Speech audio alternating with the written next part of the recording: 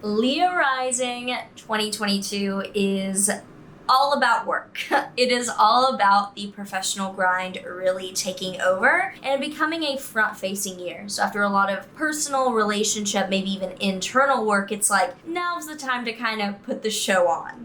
So if you're excited to dive into what exactly 2022, the year ahead, holds for you and your rising sign, make sure that you like, subscribe, and hit that notification bell so you are always up to date with what the stars have in store for you. Side note, if the scenery, lighting, what I'm wearing, everything changes throughout this, it's because 12 rising sign videos is going to take a couple days to get through since these are pretty extensive. So starting out on Sunday, we're going to see how this goes, but yeah, there's going to be some like cut paste, you know the drill.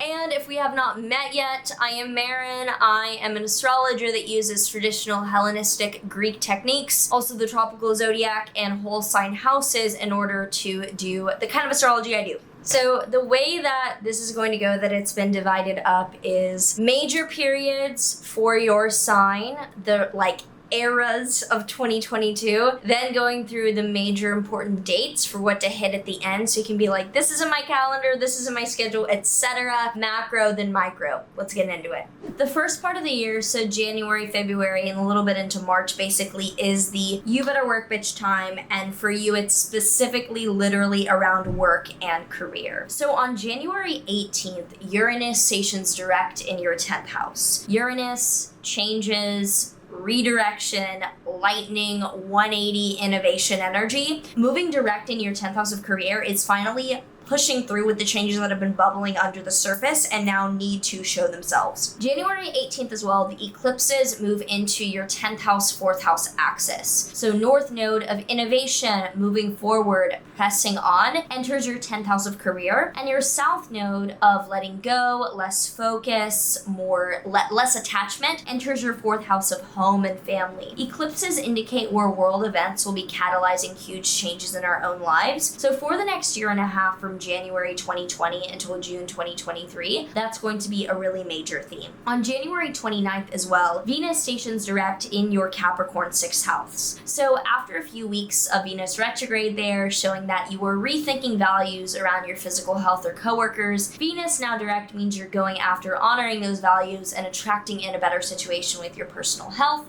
or your coworkers. Saturn-Uranus are still square, so the Saturn-Uranus square between your 7th house of relationships being very serious and your 10th house of career being very unpredictable are still a bit of an area of tension for you as we do enter the year. But when crazy time really starts is when we see things picking up into a more tense time, which is Pisces into Taurus season, March into May. Pisces season has a lot of planets in your 8th house of investments. So investments do not necessarily always mean money. It can be time, energy, or other shared resources, but most likely it does deal with your finances and money directly. There is a really beautiful new moon conjunct Jupiter March 2nd, which is a great time for manifesting anything finance or investment wise. And April 12th, Jupiter Neptune conjunct in your 8th house is very dreamy, too good to be true energy in this area of your life. On the 29th, Pluto will station retrograde in your Capricorn 6th house. You'll be rethinking a lot of the physical transformations that you've been undergoing. Could be around coworkers as well if that applies a bit more. Now on the 30th, there is a partial solar eclipse in your 10th house.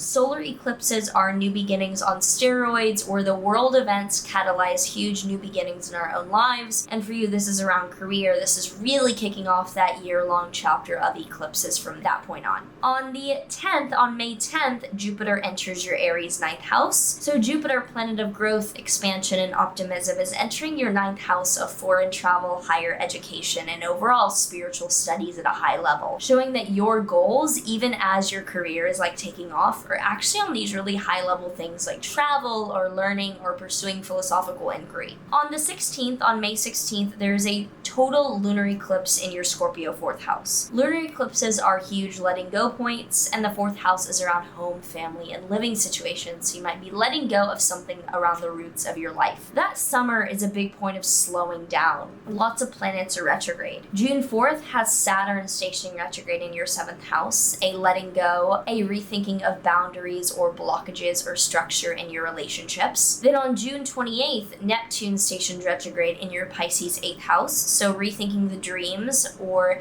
lofty goals around investments that you have. On July 28th, Jupiter stations retrograde in your ninth house, so rethinking the growth or the plans for optimistic exploration that you have in your ninth house of foreign travel and higher education. And on August 24th, Uranus stations retrograde in your 10th house. So you are rethinking or going back on the sudden changes and lightning fast adjustments in your career. Spooky shit goes down. That's the title for the last period of the year, which is October into December. For you, this involves learning a solid investing and workload plan. On October 23rd, Saturn will station direct in your Aquarius 7th house. So you're moving forward with commitments and structures in your relationships. And on October 25th, there's a partial solar eclipse in your 4th house, a new beginning around home, family, or living situation. On October 28th, Jupiter retrograde re-enters your Pisces 8th house. The focus on growing investments reappears in your life for another big focus. And on the 30th, Mars stations retrograde in your 11th house. So October 30th, Mars retrograde is rethinking the way in which you take action in your 11th house of groups, friends, and networking. Till about the end of the year, Mars will be retrograde in your 11th house, so really rethinking the groups and the networking that you have going on. On November 6th, there's a lunar eclipse in your 10th house. This is a letting go of a chapter in a career, so there's something that you're departing from. And on November 23rd, Jupiter stations direct in your Pisces 8th house. Moving forward with solidifying the growth in your investments and your shared resources that you have been contemplating and going back and forth on. Neptune stations direct in your Pisces 8th house on December 3rd, so the dreaminess and actually attaining unrealistic goals in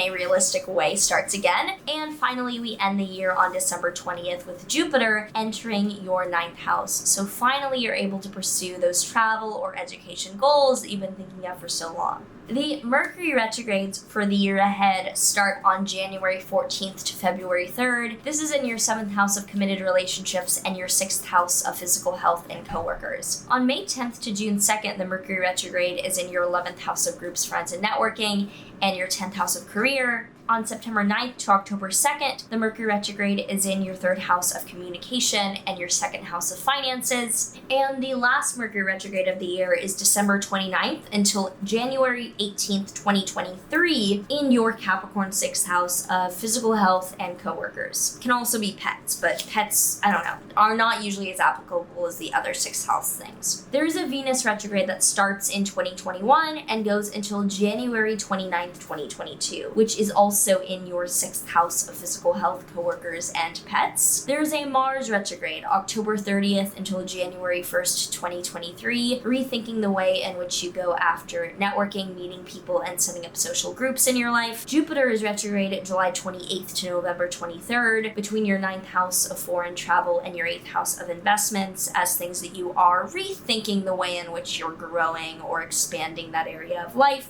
Saturn will be retrograde October 23rd until January 1st, 2023 in your 7th house of committed relationships, so you are rethinking the boundaries and structure for that in your own life. Uranus will be retrograde August 24th until January 1st, 2023. That is rethinking the sudden changes and big adjustments in your career that have come up for you. Neptune will be retrograde June 28th until December 4th in your 8th house of investments and shared resources. So getting realistic, usually during a Neptune retrograde is what happens. And Pluto will be retrograde April 29th until October 8th. So that is in your 6th house of, again, physical health and coworkers. So a lot of rethinking the support systems for your physical body right now. The eclipses are in your 10th house, 4th house axis between focus and growth in your career and less focus and a bit of letting go in your home and family life. So April 30th, there is a solar eclipse in your 10th house of career, a new beginning. May 16th, there's a lunar eclipse in your 4th house of home and family, a letting go.